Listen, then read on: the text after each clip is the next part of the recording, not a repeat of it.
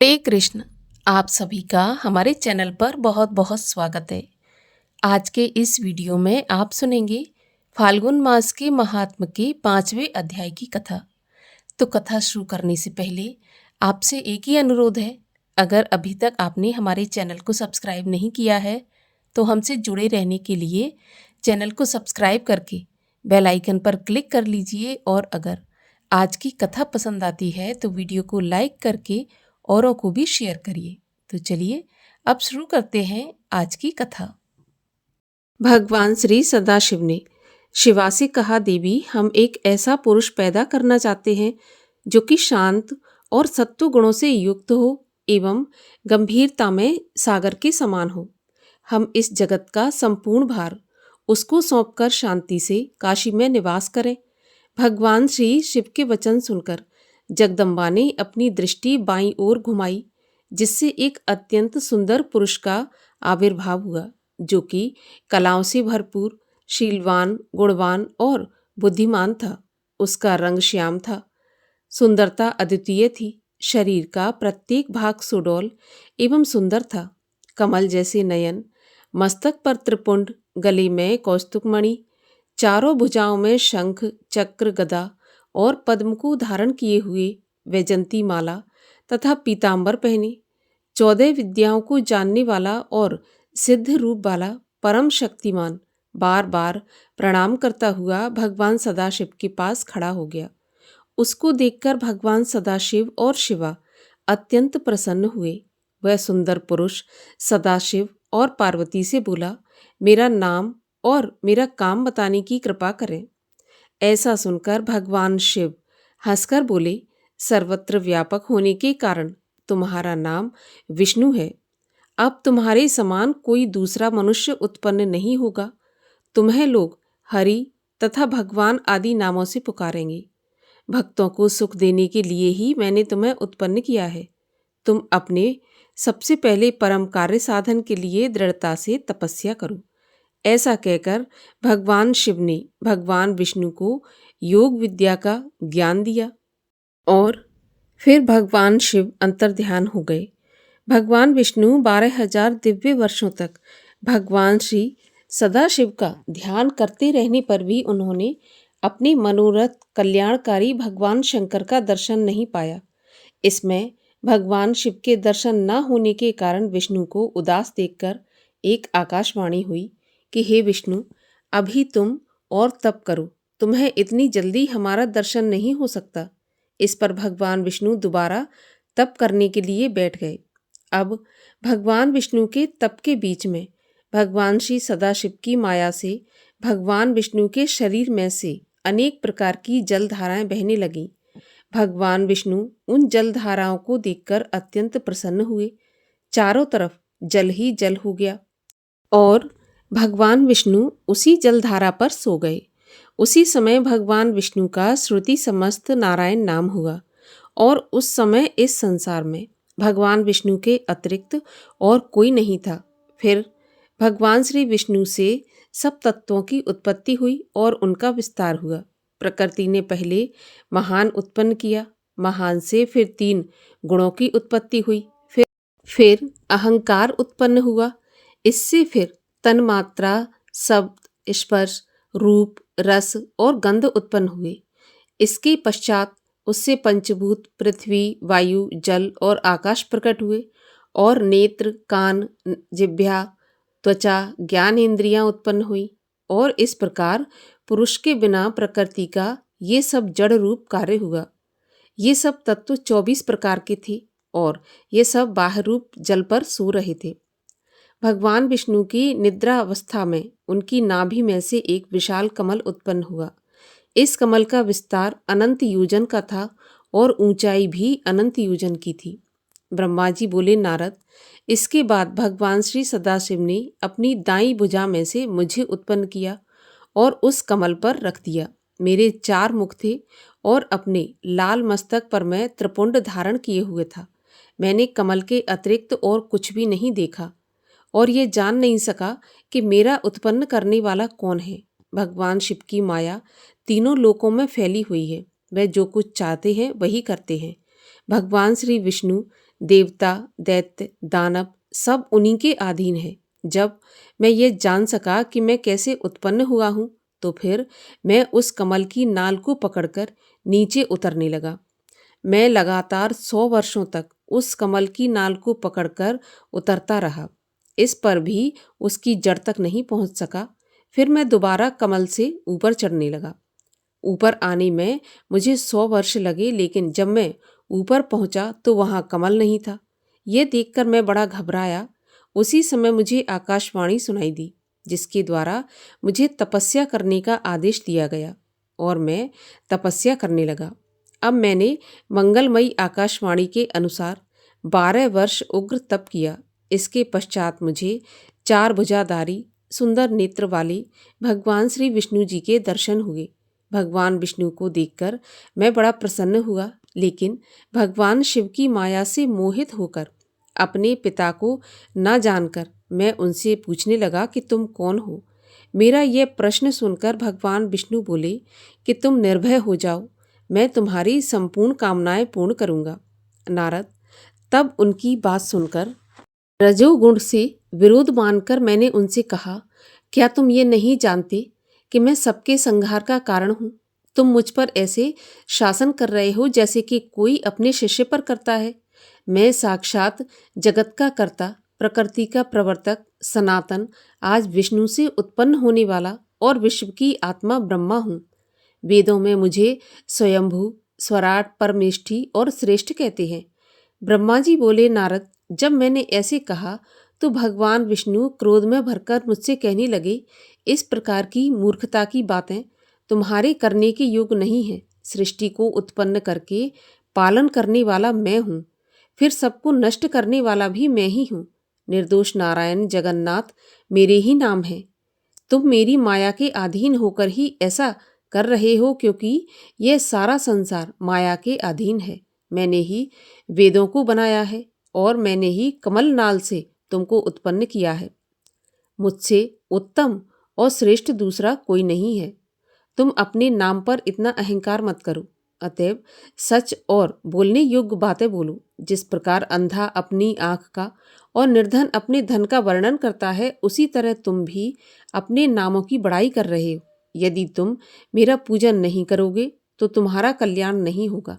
भगवान विष्णु की इस प्रकार की अहंकारपूर्ण बातें सुनकर मुझे हंसी आने लगी और इतना क्रोध आया कि मैं भगवान विष्णु को अपना शत्रु समझने लगा। मैंने उनसे कहा, आप मुझे बार बार गुरु की भांति उपदेश देना बंद करो। आप अपने आप को वेद पाठी कहते हैं, मगर मैं ये समझता हूँ कि आप वेदों का नाम तक नहीं जानते। आपका ये क्रोध सर्वथा व्यर्थ है। इस बात को लेकर मेरे और भगवान विष्णु के बीच बड़ी भारी शब्द युद्ध हुआ। भगवान शिव की माया से मोहित होकर हम दोनों ही अपने आप को सर्वश्रेष्ठ मानते रहे और इसमें शंका और संदेह करने की कोई बात नहीं, क्योंकि भगवान शिव की माया है ही ऐसी। यहाँ पर 5वें अध्याय का समापन होता है। इसके आगे की कथा आप सुनेंगे कल के वीडियो में। कांचीपुरी में वज्र नामक एक चोर था। उस चोर का ये नाम विशेष सार्थक था। किसी की संपत्ति चुराने पर उसके स्वामी को जो कष्ट होता है, उसे सहृदय व्यक्ति ही आंक सकता है। चोर का हृदय वस्तुतः वज्र का बना होता है, इसलिए वह चोरी कर पाता है। यदि चोर को दूसरे के दुख का आभास हो तो वह चोरी करना छोड़ दे। वज्र ऐसा ही कठोर हृदय वाला चोर था। वह प्रतिदिन थोड़ा बहुत जो कुछ मिलता सब कुछ चुरा लेता था। चुराए हुए धन को वह राज रक्षकों द्वारा पकड़े जाने के भय से आधी रात के समय जंगल में जाकर मिट्टी खोदकर गाड़ देता था। एक रात वीरदत्त नामक एक किरात लकड़हारे ने चोर की ये चेष्टा देख ली। चोर के चले जाने के बाद प्रतिदिन मिट्टी हटाकर संपत्ति से 10वां हिस्सा निकाल लेता था और गड्ढे को पहले की तरह जैसा का तैसा ढांक देता था। लकड़हारा चालाक चोर था। वह इस ढंग से चुराता था कि वज्र इसकी चोरी को भांप ना सके। एक दिन लकड़हारा अपनी पत्नी को धन देता हुआ बोला कि तुम रोजाना धन मांगा करती थी, लो आज मुझे पर्याप्त धन प्राप्त हो गया है। पत्नी ने कहा, जो धन आपने परिश्रम से उपार्जित किया है वही स्थायी होता है। दूसरे का धन नष्ट हो जाता है, इसलिए इस धन से जनता के भले के लिए काम करो। बावड़ी, कुएं आदि बनवाओ। उसके पति को भी ये बात अच्छी लगी। आसपास अच्छे अच्छे कुएं और तालाब थे, इसलिए उसने दूर देश में एक बहुत बड़ा तालाब खुदवाया। गर्मी में भी उसका जल नहीं सूखता था। तालाब में अभी सीढ़ियां लगानी बाकी थी और उसके सारे पैसे समाप्त हो गए। वह छिपकर फिर से वज्र का पीछा करने लगा। देखा करता था कि वज्र कहाँ कहाँ अपना धन गाड़ रहा है। इस प्रकार दशांश चुराकर उसने तालाब का काम पूरा कर दिया। इसके बाद उसने भगवान विष्णु और शंकर जी के भव्य मंदिर भी तैयार करवाए। जंगल कटवाकर खेत तैयार कराए और उन्हें ब्राह्मणों में दान कर दिया।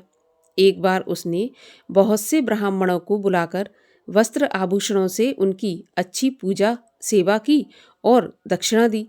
ब्राह्मणों के घर की व्यवस्था कर दी। ब्राह्मणों ने प्रसन्न होकर उसका नाम द्विजवर्मा रख दिया। कालवश उस द्विजवर्मा की मृत्यु हुई।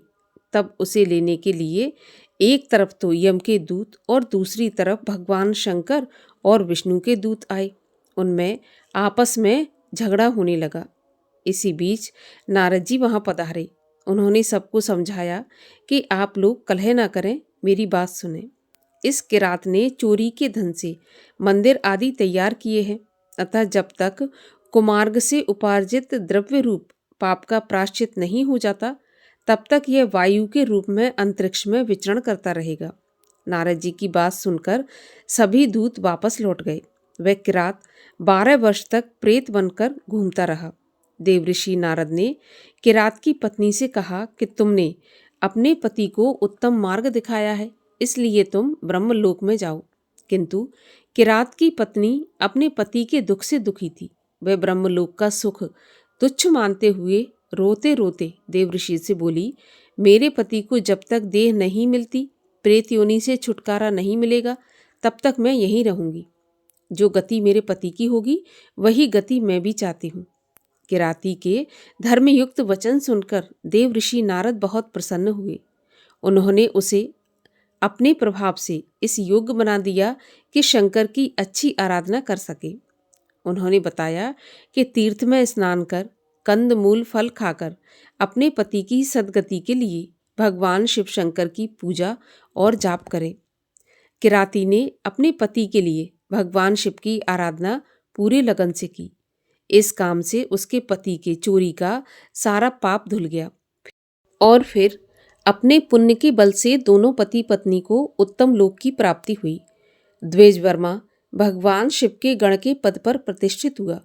वज्र चोर और कांची के सभी धनी जिनका उस वज्र ने धन चुराया था और उनका धन अच्छे कामों में लगा था, वे भी सपरिवार स्वर्ग को गए। और अब सुनिए श्री शिव चालीसा। जय गणेश गिरिजा सुवन, मंगल मूल सुजान, कहत अयोध्या दास तुम, देहु अभय वरदान। जय गिरिजापत दीन दयाला, सदा करत संतन प्रतिपाला। भाल चंद्रमा सोहत नीके, कानन कुंडल नाग फनी के। अंग गौर सिर गंग बहाए, मुंड माल तन छार लगाए। वस्त्र खाल बाघंबर सोहे, छवि को देख नाग मुनि मोहे। मैना मात की हवे दुलारी, वाम अंग सोहत छवि न्यारी। कर त्रिशूल सोहति छवि भारी, करत सदा शत्रुन चैकारी। नंदी गणेश सोहे तह कैसे, सागर मध्य कमल हो जैसे। कार्तिक श्याम और गणराऊ, या छवि को कही जात न काऊ, देवन जबहि जाए पुकारा, तबहि दुख प्रभु आप निवारा। किया उपद्रव तारक भारी, देवन सब मिले तुम ही जुहारी। तुरत षडानन आप पठायौ, लव निमेष मह मार गिरायौ। आप जलंधर असुर संघारा, सुयश तुम्हार विदित संसारा। त्रिपुरासुर सन युद्ध मचाई, सबहि कृपा कर लीन बचाई। किया तपहि भागीरथ भारी, पुरब प्रतिज्ञा तासु पुरारी। दानिन मह तुम सम कोई नाही, सेवक अस्तुत करत सदाही। वेद नाम महिमा तब गाई, अकथ अनाद भेद नहीं पाई। प्रगति उदथ मंतन में ज्वाला, चरत सुरासुर भये बिहाला। कीनी दया तह करी सहाई, नीलकंठ तब नाम कहाई। पूजन रामचंद्र जब कीना, जीत के लंक विभीषण दीना। सहस कमल में हो रहे धारी, कीन परीक्षा तबहि पुरारी। एक कमल राखे प्रभु जोई, कमल नयन पूजन चह सोई। कठिन भक्ति देखी प्रभु शंकर, भय प्रसन्न दिए इच्छित वर। जय जय जय अनंत अविनाशी, करत कृपा सबके घटवासी। दुष्ट सकल नित मोहे सतावे, भ्रमत रहो मोहे चैन न आवे। त्राहि त्राहि मैं नाथ पुकारो, एहि अवसर मोहे आन उबारो। लै त्रिशूल शत्रुन को मारो, संकट से मोहे आन उबारो। मातु पिता भ्राता सब होई, संकट में पूछत नहीं कोई। स्वामी एक है आस तुम्हारी, आए हरहु मम संकट भारी। धन निर्धन को देत सदाही, जो कोई जाचे सो फल पाई। अस्तुत के ही विधि करो तिहारी, क्षमहु नाथ अब चूक हमारी। शंकर हो संकट के नाशन, मंगल कारण विघ्न विनाशन। योगी यति मुनि ध्यान लगावे, नारद शारद शीश नवावे। नमो नमो जय नमो शिवाय, सुर ब्रह्मादिक पार न पाए। जो यह पाठ करे मन लाई, तापर होत है शंभु सहाई। ऋनिया जो कोई हो अधिकारी, पाठ करे सो पावन हारी। पुत्रहीन कर इच्छा कोई, निश्चय शिव प्रसाद तेहि होई। पंडित त्रयोदशी को लावे, ध्यान पूर्वक होम करावे। त्रयोदशी व्रत करे हमेशा, तन नहीं जाके रहे कलेशा। धूप दीप नैवेद्य चढ़ावे, शंकर सम्मुख पाठ सुनावे। जन्म जन्म के पाप नसावें, अंत धाम शिवपुर में जावें। कहे अयोध्या आस तुम्हारी, जान सकल दुख हरऊँ हमारी। नित्य नेम कर प्रात ही, पाठ करो 40, तुम मेरी मनोकामना पूर्ण करो जगदीश। मक्सर छठ है मंत्र ऋतु, संवत 64 जान, अस्तुत 40 शिवहि पूर्ण कीन कल्याण। ओम जय शिव ओमकारा, स्वामी हर शिव ओमकारा। ब्रह्मा विष्णु सदा शिव, अर्धांगी धारा। ओम जय शिव ओमकारा। एकानन चतुरानन, पंचानन राजे। हंसानन गरुणासन, वृषवाहन साजे। ओम जय शिव ओमकारा। 2 भुज 4 चतुर्भुज, 10 भुज ते सोहे। तीनों रूप निरखते, त्रिभुवन मन मोहे। ओम जय शिव ओमकारा। अक्षमाला वनमाला, मुंडमाला धारी। चंदन मृग मद सोहे, भोले शुभकारी। ओम जय शिव ओमकारा। श्वेतांबर पीतांबर, बाघंबर अंगे। सनकादिक ब्रह्मादिक, भूतादिक संगे। ओम जय शिव ओमकारा। करके मध्य कमंडल, चक्र त्रिशूल धरता। जग करता जग हरता, जग पालन करता। ओम जय शिव ओमकारा। ब्रह्मा विष्णु सदा शिव, जानत अविवेका। प्रणवाक्षर के मध्य, ये तीनों एका। ओम जय शिव ओमकारा।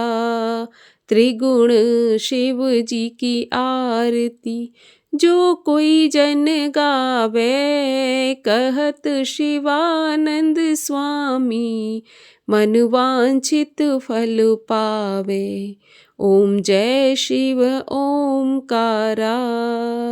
कर्पूर गौरम करुणावतारम, संसार सारम भुजगेंद्रहारम।